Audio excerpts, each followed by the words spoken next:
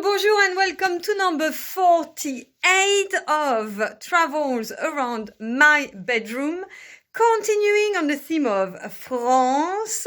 And today I am taking you to, actually we are staying in the south of France, but yesterday I talked to you about a region of the south of France. Jesus Christ, okay, bear with me. It won't fall like I'm too much. And I'm coming back. So, as I said yesterday, I was talking to you about a region in the south of France, which is actually not very well known for tourists, not as well known as the one that I'm going to talk about to you today. So, yesterday we were in Occitanie. Couple of things I forgot to tell you because I ran so over time, is that in Occitanie, they also speak a specific language, the Occitan, which is also known in France as the language, the langue of Oc, la langue d'Oc, yes, which makes this area very particular and much closer actually to Spain than it is to France. So today, we are going to the Provence, and a lot of you will know that this is the place for the most wonderful weather in France with the Mediterranean Sea. So it's great, it's gorgeous, it's also the home of some of the richest people on earth, yes? They all go to the French Riviera. When you go to Nice, they go to something which is called La Promenade des Anglais, which is, I think, one of the first places where people could stroll up and down by the sea and make themselves look really beautiful and pretty. Now, this is why the south of France is so miles away from my region or from Brittany that I spoke to you about, because it's a bling bling region. Like, we hate things that are ostentatious in my country, in my region, but in the south of France, like, the more it shines, the better. And this is where you find a lot of very rich people from the Arab Emirates. This is where you find a lot of Russians, what we call nouveau riche Russian, the newly wealthy Russians, because actually Nice and Cannes were very, very popular in the 1920s as a tourist destination because of the climate. It was very, very mild and very beautiful for Russians to come. So it was really a place where all the kind of old Russian royal family and all the nobility, Russian nobility, would come. And when there was a revolution, a lot of them tried to flew away from Russia and came to France, especially in Paris, but a lot in the French Riviera. So it's for you a little bit of history. So bling bling bling country, definitely very different from us, because as you saw, I was being very southern French when I banged all these bottles. I'll show you later what they are, but they speak like that in the south of France. They're like, yes, and it's all exaggerated. And it's a place where they eat. So, I was telling you about our food. So they eat because they're near the sea. They eat a lot of fish. So I don't know if you've heard of something called the bouillabaisse, which is a fish soup. Yeah. But so these are things that we would never eat in my region whatsoever. So they're very well known. Their character, in the rest of France looks at them with a little bit of a smile, thinking that they are permanently on holiday, that they are very, very relaxed, and that they are also incredibly loud. Like in my region, if you go to the restaurant and if you make noise, that's just no.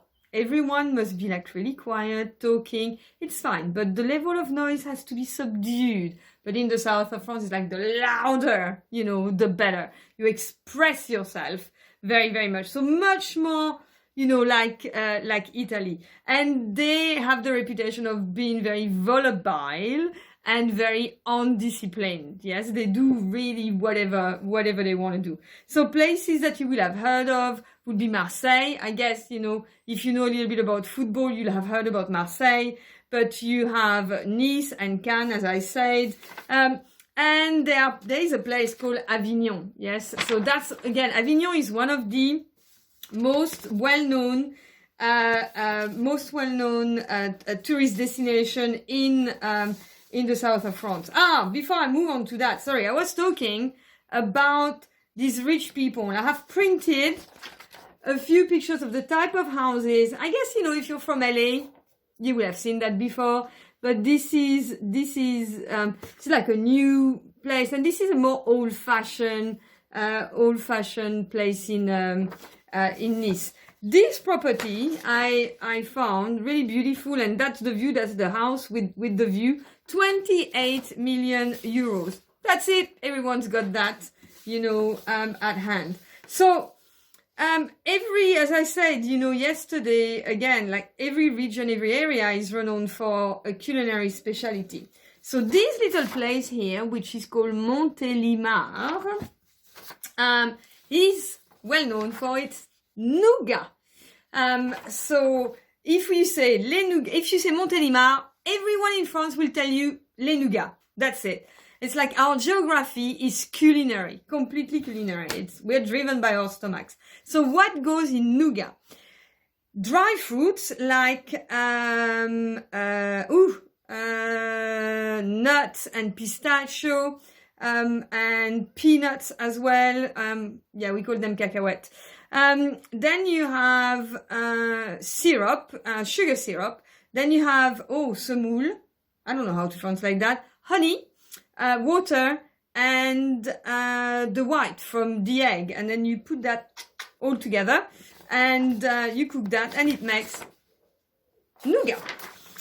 The one thing that I love is an ice cream with nougat. This is delicious. Another place where you find things that are really, really nice. Actually, I had done my research. I think this is Avignon. Yes, it must be. So Avignon is well known for its, I hope it is. Well, if I make a mistake, sorry. But I know it comes from that area. So these are eggplants, aubergine, yes. And this is actually a pâté of aubergine. So very interestingly, in French cooking, I have been battering on all the meat, that we eat. But we have a lot of vegetarian dishes which we don't advertise, which the restaurant, or very few restaurants, you have Michelin star restaurants now who are vegetarian, but very, very, very few. But it is very easy to find beautiful vegetarian recipes in France. It's just that it's not in our culture to promote it or to think that it's exceptional. We are much more focused on what we can do with meat, with all the sauces, and adding loads of wine, because we love eating with alcohol. That just gives it a taste, which is absolutely beautiful. So, what else did I want to tell you about the south of France? Yes, okay, of course. It is the place of the café culture. Yes, everyone in the south of France is outside because the weather is wonderful. Smoking cigarettes, which is really superbly unhealthy in France. It's like everyone smokes. It's crazy. And enjoying a glass of Pastis or Ricard. So thank God to my brother with his incredible collection of alcohol bottle. But this is another bottle of Pastis here. And here we have what I love. A beautiful bottle of Ricard, and this is star anise because it's made based on anises. I'll give you the ingredients later to make the difference between a Ricard and a Pastis. So you can see here that this one is artisanal, and this one is this Pastis 51 that you can ask in any kind of cafe. Now, if you really want to have the feeling that you are in the south of France, you can, these two drinks, Pastis or Ricard, it will transport you immediately, and to the south of France, definitely. My two best bottles, which I love, are these ones because they have paintings of Cézanne. So you will know that, you know, the Provence is very well known for Cézanne and for the beautiful paintings of the Impressionists. And it's, lots of people come, and they come because of this. They come because they want to see the beautiful fields of lavender. Now, in France, and I'm sure you all do, you have little pockets of lavender that you put into the clothes. It smells so strong that that makes your clothes smell good. So the biggest bottle that I could find of Ricard that my brother has is this one. Yeah. So I love that. So I just wanted to make you, before I leave you, a little demonstration so that you, this bottle is empty. It's too many bottles. Here we are, this one. So you pour this and you don't put a lot. That's all you put at the bottom. Yes. And then you add water to it. So normally, it's here, and it's a long drink. So that's a typical glass that you would use. We have different type of glasses for different drinks, but that's a typical one. And you put some ice cubes. So normally it's served in a pitcher like that. You will have heard maybe of Ricard called un Pernod. So if you go to the cafe, ask for un Ricard or un Pernod, s'il vous plaît, and you will be given it. So just to finish, the pastis, the one that we saw, is made of star anise, is fennel, as well as licorice. And then this is pastis and Ricard, which is this one, or Pernod Ricard. This is made of star anise as well and fennel, but it has 40 different herbs, including chamomile, coriander, and veronica, and also a little bit of absinthe. I don't know if you know about absinthe, but I can tell you about it more when I do one on Paris. So I'm done. Today, I would love to know, what is the favorite food that you have ever eaten abroad on holiday, and why? How did it make you feel when you ate that food, that dish? Thank you very much, and goodbye for another episode where I will take you this time. We're going back to the north, and we will go to the region of Alsace. Bye-bye. Have a lovely day.